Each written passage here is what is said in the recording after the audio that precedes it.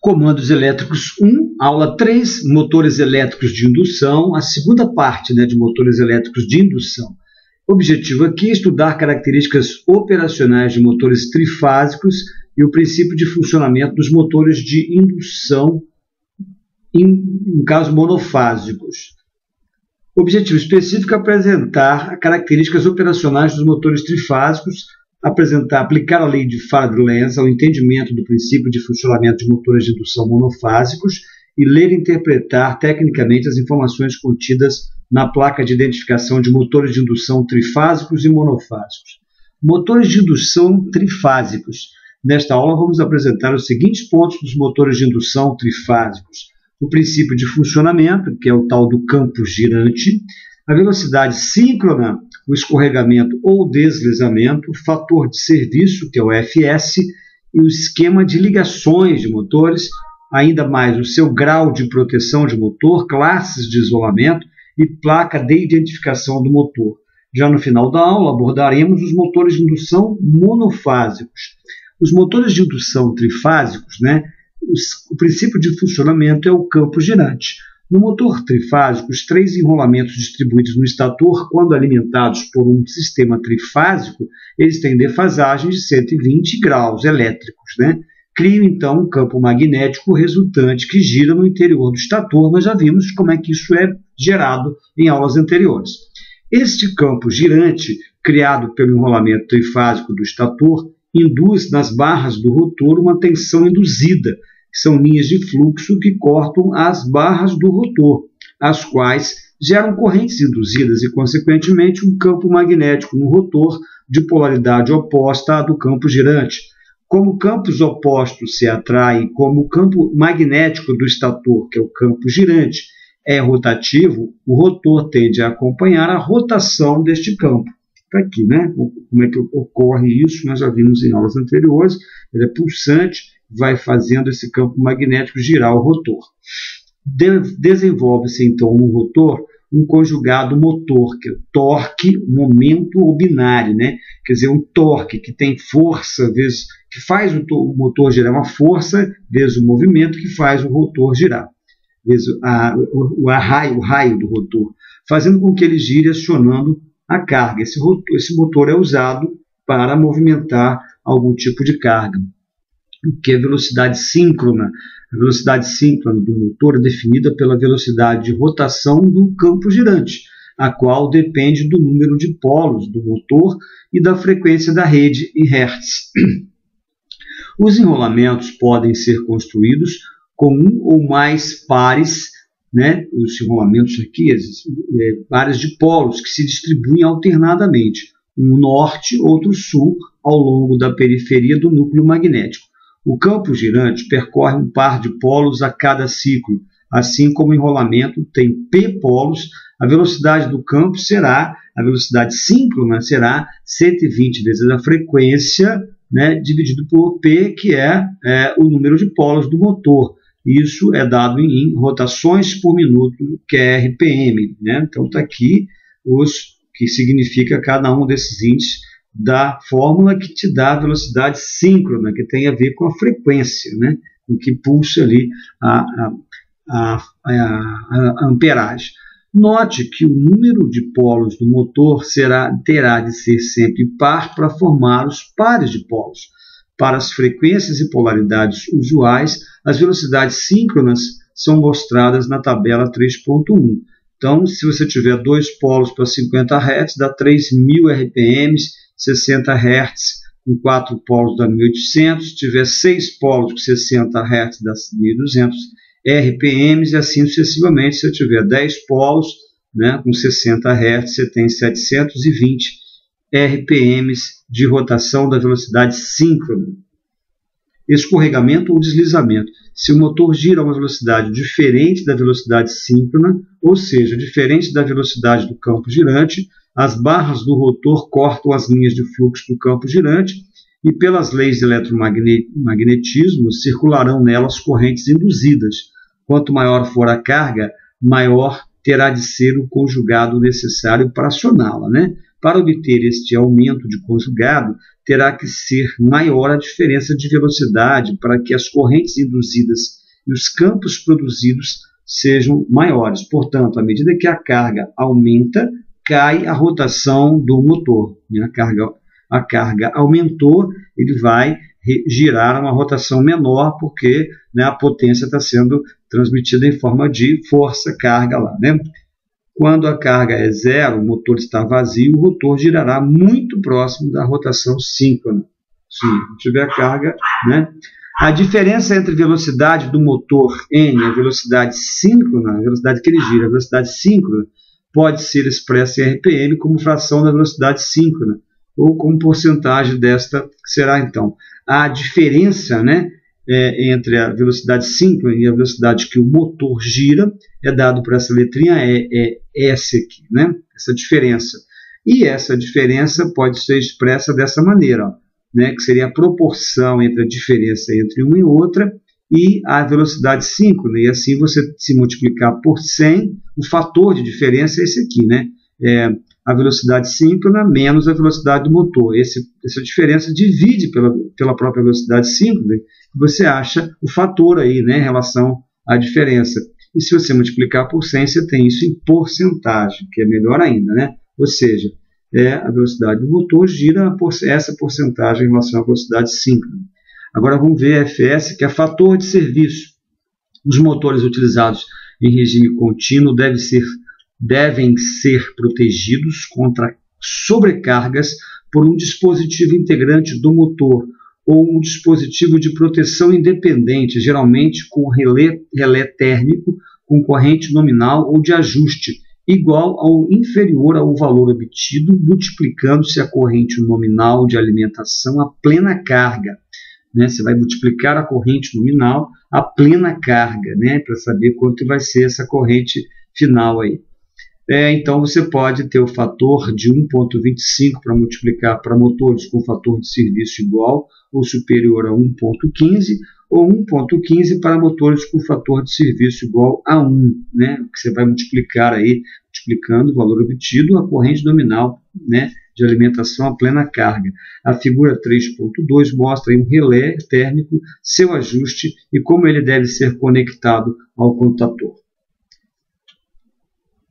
Chama-se fator de serviço o fator que, aplicado à potência nominal, indica a carga permissível que pode ser aplicada continuamente ao motor sob condições especificadas. Quer dizer, você tem uma carga, a potência nominal do motor, e quanto de potência você vai poder usar de forma continuada, né? Sob condições especificadas de altitude, temperatura e tudo mais.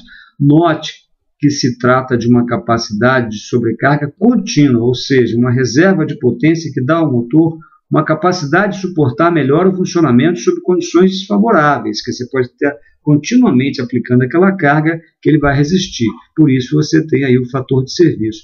Então, a figura 3 ainda apresenta o relé térmico, o seu ajuste e como ele deve ser conectado ao motor. Mais uma vez essa figura aí. O contator será abordado na sequência de nosso curso. Vamos ver sobre contator. Agora, esse é um estudo fundamental, que é o esquema de ligações de motor. Geralmente são ligações triângulo ou delta, né, delta, ou estrela, que é o Y, e dependem do número de terminais do motor. As letras U, V, W, X, Y e Z, as últimas do alfabeto, são utilizadas como norma internacional para identificar os terminais dos motores trifásicos, onde U, V e W são adotadas para as entradas das bobinas, e X, Y e Z são adotadas para as saídas, que você liga as entradas e as saídas. Você vai ter uma entrada conectada a uma saída. Existem diversas versões de motores que podem variar de 3 até 12 terminais para a conexão à rede elétrica. As letras citadas acima podem ser substituídas por números correspondentes e tal relação é apresentada na tabela 3.2, como vocês observam aqui, ó, né? O U e X você consideraria, quer dizer, a primeira letra da entrada é U e a primeira letra da saída é X. E o número seria 1 e 4, equivalente para corresponder a essa identificação aqui. V e Y, né, na fase B, V liga no Y, então você ligaria 2 com 5. O Y é o quinto número e Z o sexto número, se você fizesse uma fase C, considerando que ligaria Y lá na saída Z. Então, teria essa correspondência aqui com o número 3 e 6. Aí vamos ver motores com 6 terminais. Ele funciona em dupla tensão, 220, 380, ou 380, 600 volts, ou 440, 760 volts. Né? Na maior tensão, você faria ligação estrela, ou Y, e na menor tensão, a ligação triângulo, ou delta. E aqui você observa como é que você faz isso. A ligação estrela tem essa ligação aqui, você tem as entradas, né, e você liga 1 com 4, 2 com 5, né, e 3 com 6. Isso vai diretamente, e é como se essa ligação estrela-triângulo para a ligação de motor é como se eu tivesse lá naquela primeiro estudo de circuito a tal ligação ou em paralelo ou em série. Aqui não dá esse nome, né, até porque tem uma diferença, mas é para você entender que tem dois tipos de formas de ligar a entrada e a saída dos motores, dos conectores do motor, de entrada e de saída. Então você tem aqui a estrela, e olha como é que é triângulo, né? Triângulo é quase que como se fosse em série. Você vem com o 1, vai ligar o 1 lá no 6, olha só, já vai direto lá no 6, que vem em sequência ligando em 3, ligando em 5, ligando em 2, ligando em 4, e que vem ligar em 1 aqui direto, tá certo? Então faz esse circuito dessa forma aqui, ó, em linear, e aqui você forma quase que em paralelo. Note que são motores cujas bobinas devem receber no mínimo 220 volts para o correto funcionamento do mesmo, independentemente da tensão da rede disponível. Se a tensão da rede é de 220 volts, temos que conectar os terminais do motor em triângulo, né? Em triângulo. Caso seja de 380, o mesmo motor poderá ser energizado, porém seus terminais devem ser conectados entre si em estrela. Quer dizer, olha que depende do tipo da tensão, do valor da tensão, né? Maior tensão, estrela, né? 380, você em estrela. Se for 220, você vai conectar em triângulo, que é essa fórmula aqui. A figura, então, apresenta o esquema de ligações para motores de 6 e 12 terminais. A numeração dos terminais mostrada na figura é bastante comum, entretanto, deve-se sempre consultar a placa de identificação do motor que desejamos energizar. A placa de identificação, é isso. Aqui, então, o motor com 12 terminais funciona em 4 tensões, 220, 380, 440 e 760 volts. A figura ao lado aqui apresenta o esquema de ligações para motores de 12 terminais. A numeração dos terminais mostrada na figura é bastante comum, entretanto, deve-se sempre consultar a placa de identificação do motor que desejamos energizar, e aí você vê que para cada tipo de voltagem, você tem aqui na 220, ligação triângulo paralelo. Olha que coisa interessante, tá vendo? Você faz essa ligação como se fosse um triângulo e coloca em paralelo, ó, né? Um triângulo em paralelo, dessa forma aqui. Para 380, chama-se de ligação estrela paralela. Olha que interessante, ó. Você, em vez de fazer esse circuito, ligar o último com o último aqui, você vem ligando todos aqui por baixo, para uma saída só. Então, observe que muda para cada tipo de tensão que você tiver.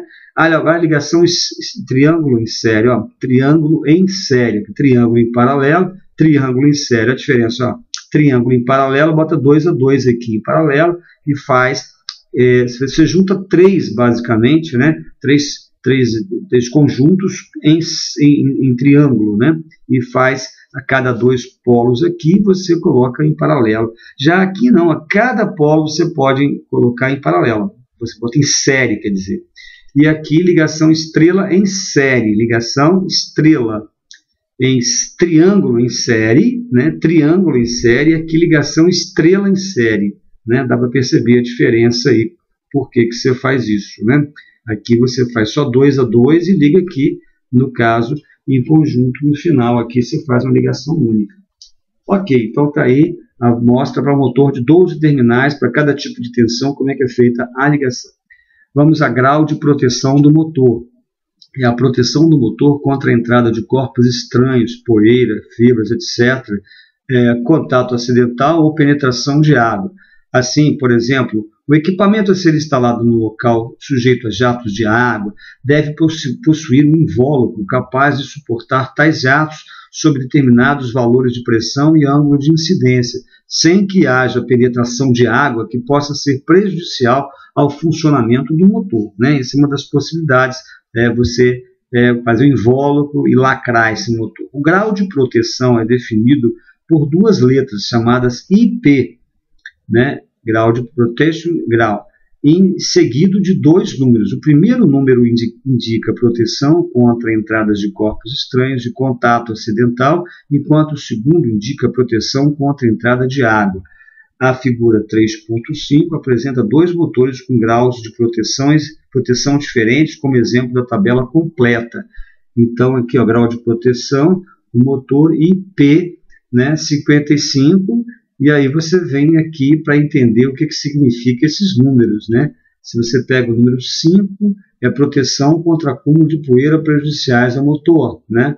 E no caso, você tem isso aí. E no segundo algarismo, de proteção contra jatos de água vindo de todas as direções, quer dizer, 5.5 seria isso. Se você colocasse, por exemplo, 5.6, ele teria proteção contra acúmulo de poeiras prejudiciais ao motor, e no que tange a questão da água, ele teria proteção contra a água de vagalhões, né? Água que vem de canais pequenos.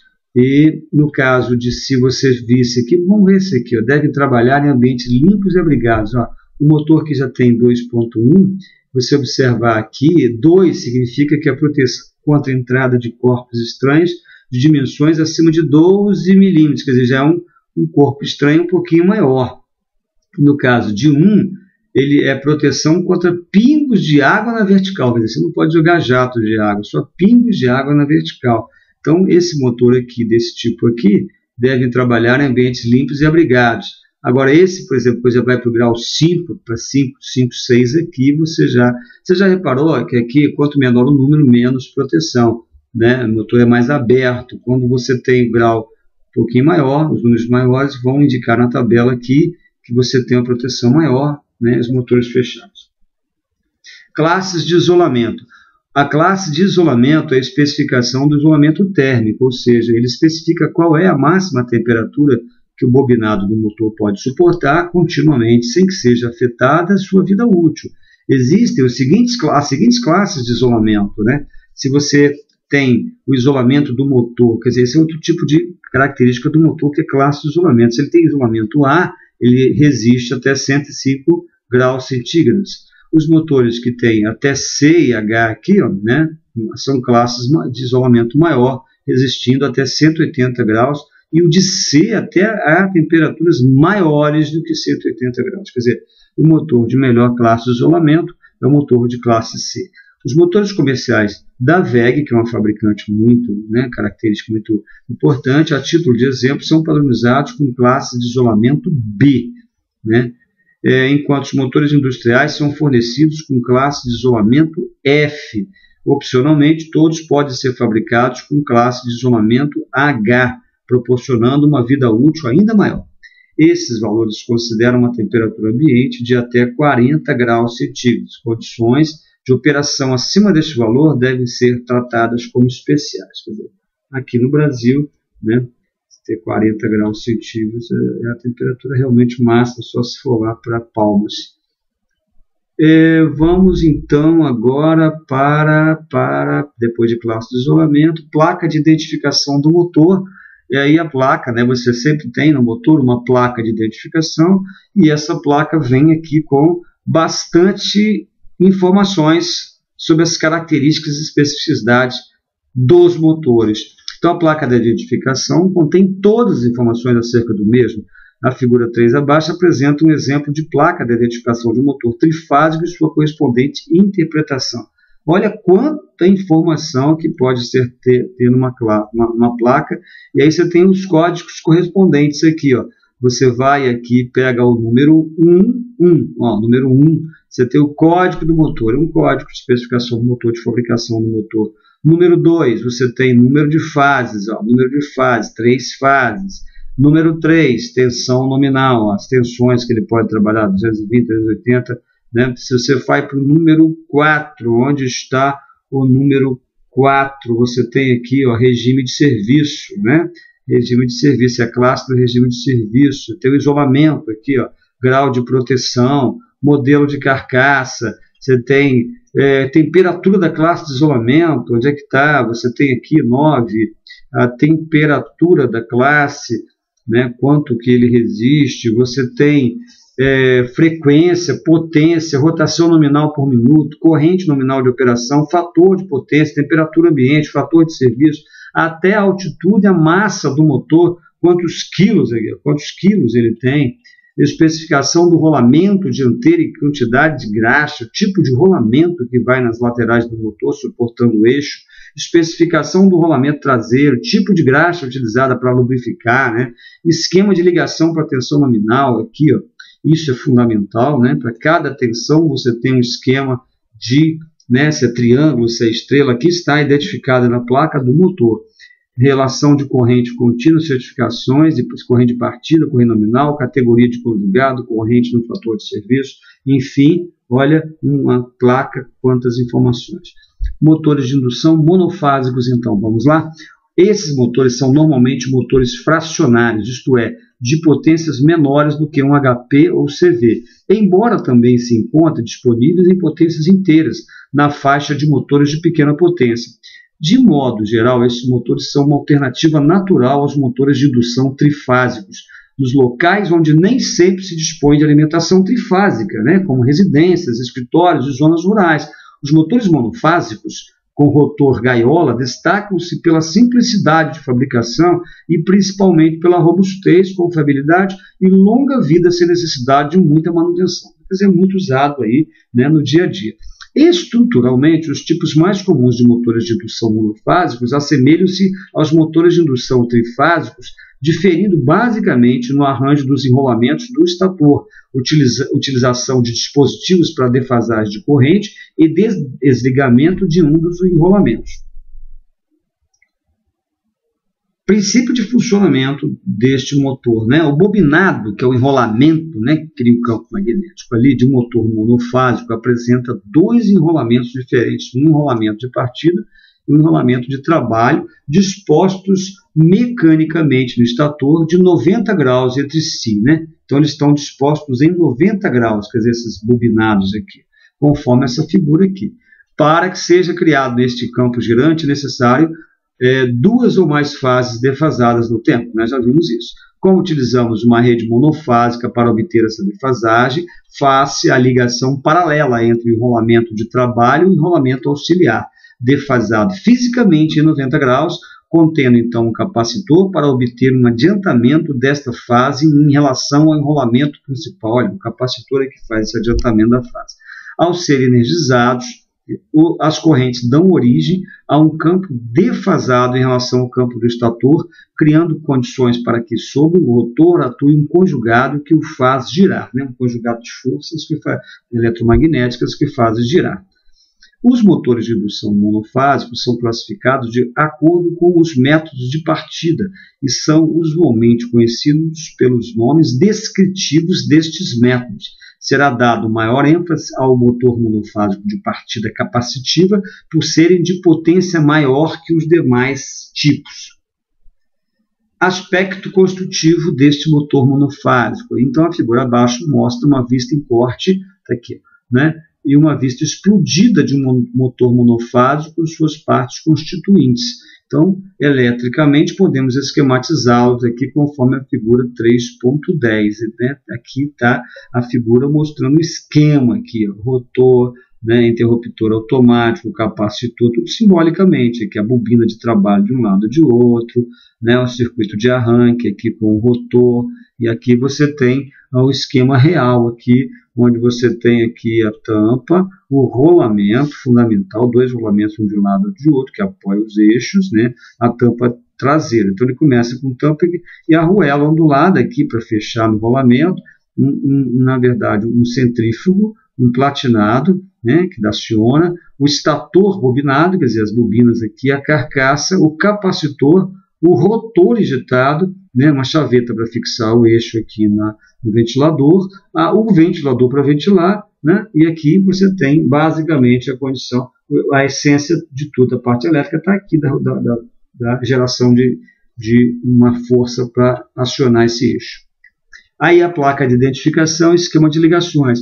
A placa de identificação do motor contém todas as informações acerca do mesmo, inclusive seu esquema de ligações e forma de reversão, como vocês observam aqui, ó, né?